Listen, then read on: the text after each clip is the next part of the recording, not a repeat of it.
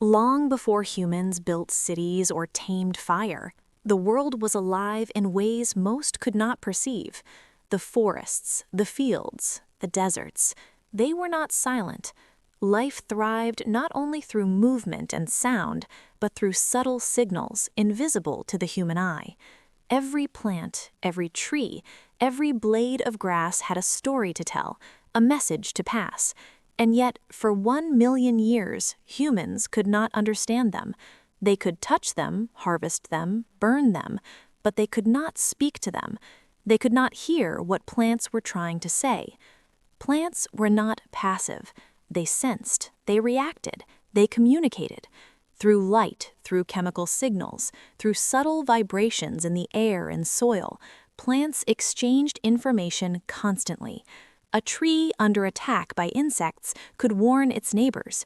Roots under stress could alert other roots to shift growth or conserve energy. Flowers could signal pollinators with visual and chemical messages. Even distant plants shared knowledge through underground fungal networks, sending warnings across acres of forest.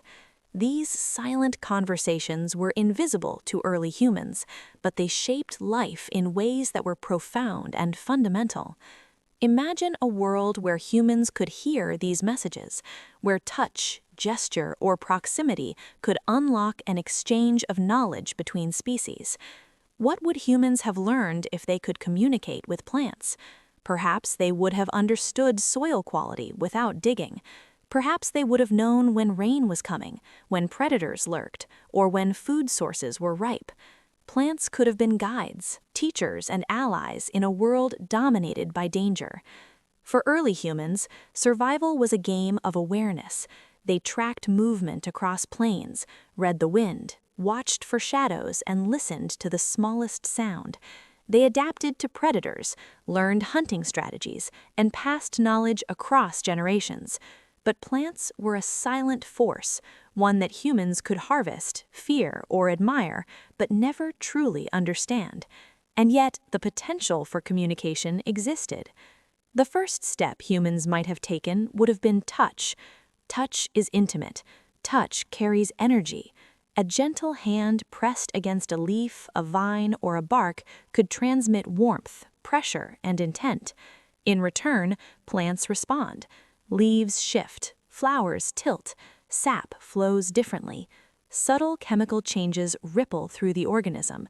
If humans could sense these responses consciously, they might have discovered a language entirely unlike spoken words, a language of signals, sensations, and symbiotic understanding. Plants also use light to communicate. Some flowers reflect ultraviolet patterns invisible to the naked eye. Trees under stress emit faint bioluminescent signals in response to damage or environmental change. These signals are weak, imperceptible to humans, but for those who could perceive them, they were messages of survival. Humans with heightened awareness, or perhaps the right tools, could have learned to read these flashes like punctuation in an ancient script. The forest could have spoken to them, warning of droughts, guiding them to water, or even signaling the approach of danger. Chemical signals were perhaps the most intricate form of plant communication. When attacked by insects, many plants release volatile organic compounds into the air. These compounds are picked up by neighboring plants, which then activate their own defenses. This is not instinct alone, it is a shared conversation, a network of survival. Imagine early humans sensing these chemical signals consciously. They could have known which areas were safe to gather food, which plants were medicinal, and which were toxic. Knowledge that now requires laboratory analysis could have been immediate and instinctual. Survival would have expanded from hunting and gathering into listening, sensing, and responding to the intelligence of plants themselves. Even the roots were communicators. Beneath the soil, an entire network of fungal mycelium connected plants across vast distances. This wood-wide web transmitted warnings, nutrients, and chemical cues.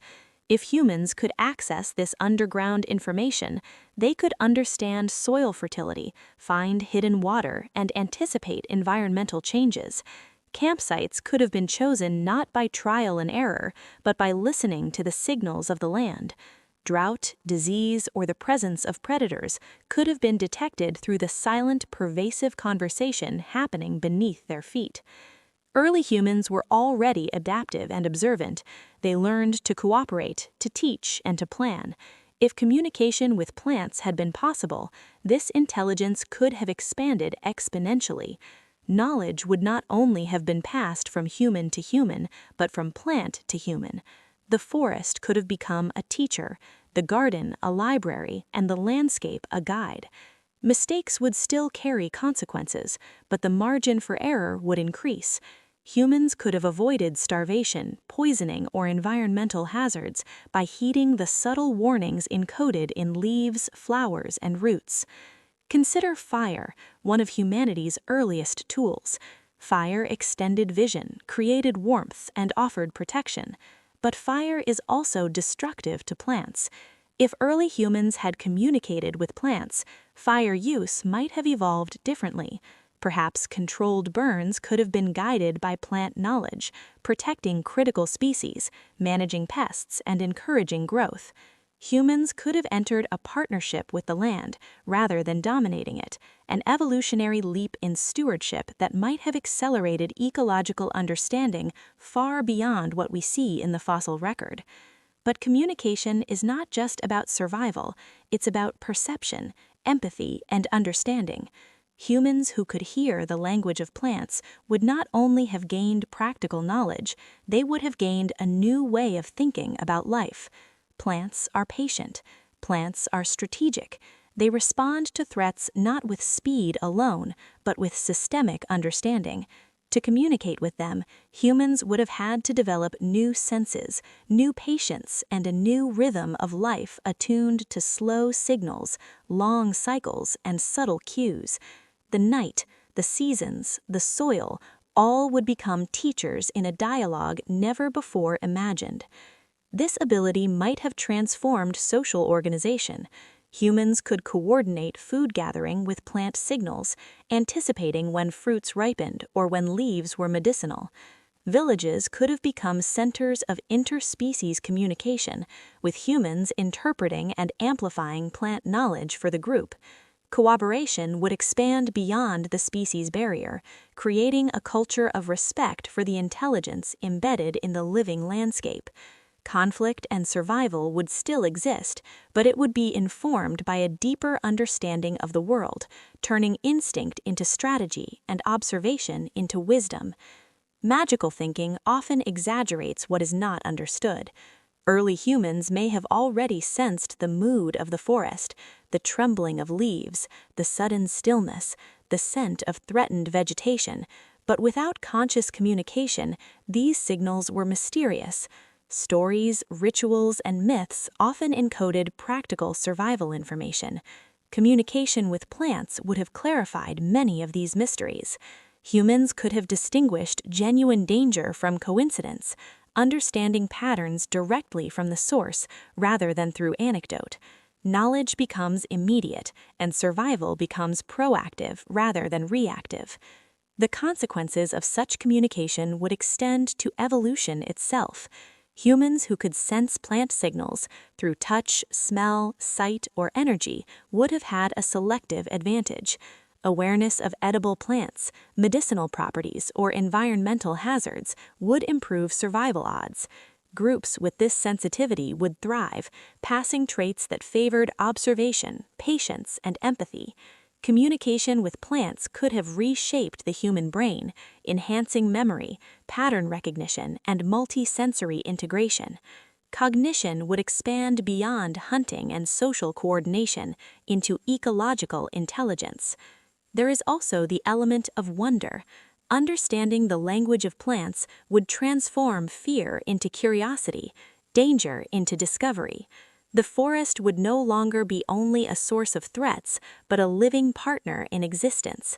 Humans could negotiate with the land, learning where to harvest without depleting, how to manage pests through understanding plant defenses, and how to coexist with predators guided by environmental cues. Survival becomes a dialogue rather than a struggle, a conversation across species and time. Even the smallest plants carry intelligence. Grasses react to grazing, vines sense support and direction, mosses detect moisture and shift growth accordingly. If humans could interpret these signals, they could have optimized gathering routes, predicted rainfall, and even navigated vast landscapes without maps. Every plant, from the tiniest herb to the largest tree, becomes a data point, a teacher, and a partner. The implications for survival, culture, and innovation are profound. But communication is a responsibility.